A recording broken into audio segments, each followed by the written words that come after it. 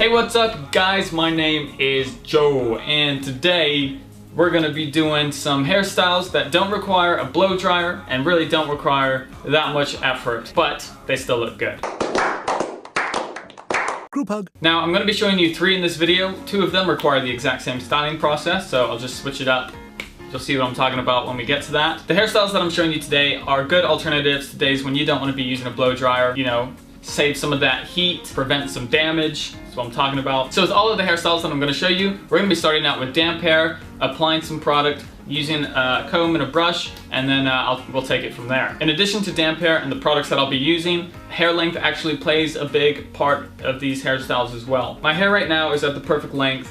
Let's get a nice close-up of that. It's just about 4.5 inches right now, and what this means is that going from damp hair to dry hair, if I push it back, it's gonna build in that perfect amount of curve and height without falling over, and then that just makes for a good hairstyle without using a blow dryer. So like 4.5 inches, 5 inches, that is the ideal length to work with these hairstyles that I will be showing you right now. Okay, so going into the styling, I can't stress this enough.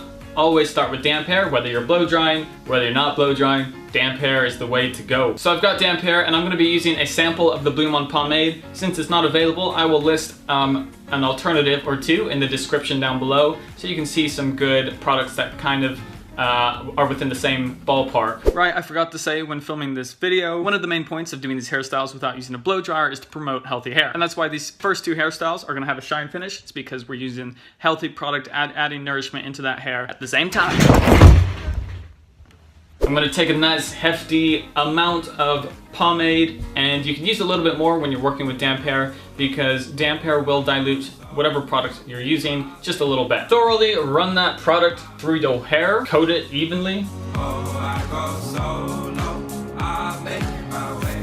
And once you've distributed all over, I'm gonna be taking a brush and just pretty much combing my hair all back. This is gonna make all my strands go in the same direction, which is beneficial for the final result.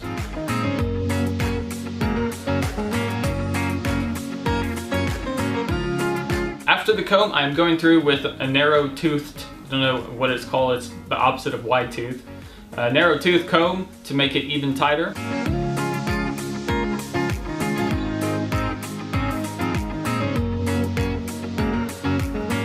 And once that's done, I'm just gonna run my hands through and break it up a bit.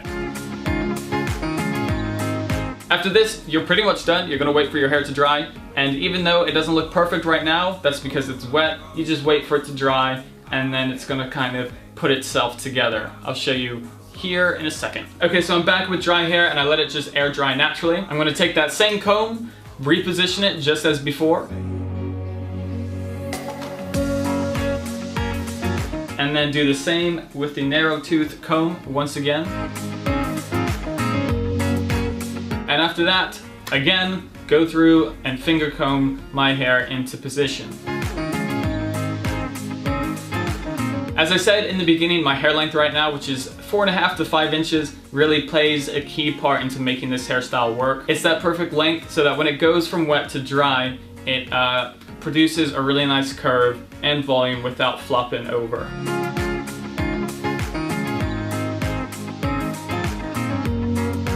For the second hairstyle, I'm working off of my first one. I'm just gonna take my same comb and create a bit of a side part. This is gonna be a messy side part, it doesn't take that long. Just choose a bit, run your comb through, pull that side down, fix it up, and then there is your second hairstyle.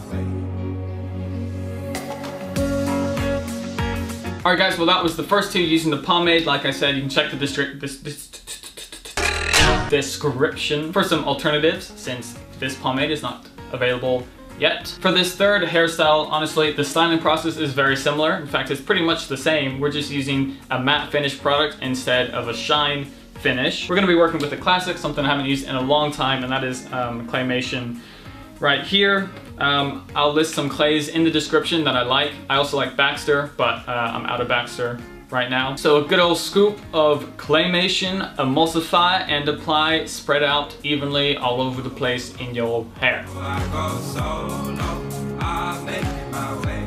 Once this is done, we're going to be repeating the same steps as before. I'm taking my brush and distributing, combing my hair in a backwards direction, and after that, switching over to my narrow-toothed comb and doing the exact same, making it tighter.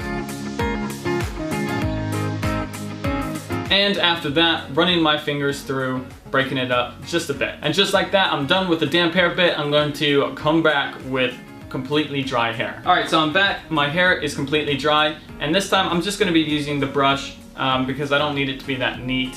We're not dealing with the pomade. Take the brush and comb it into place. And for the final step, I'm just using my hands to touch up and make it look real good.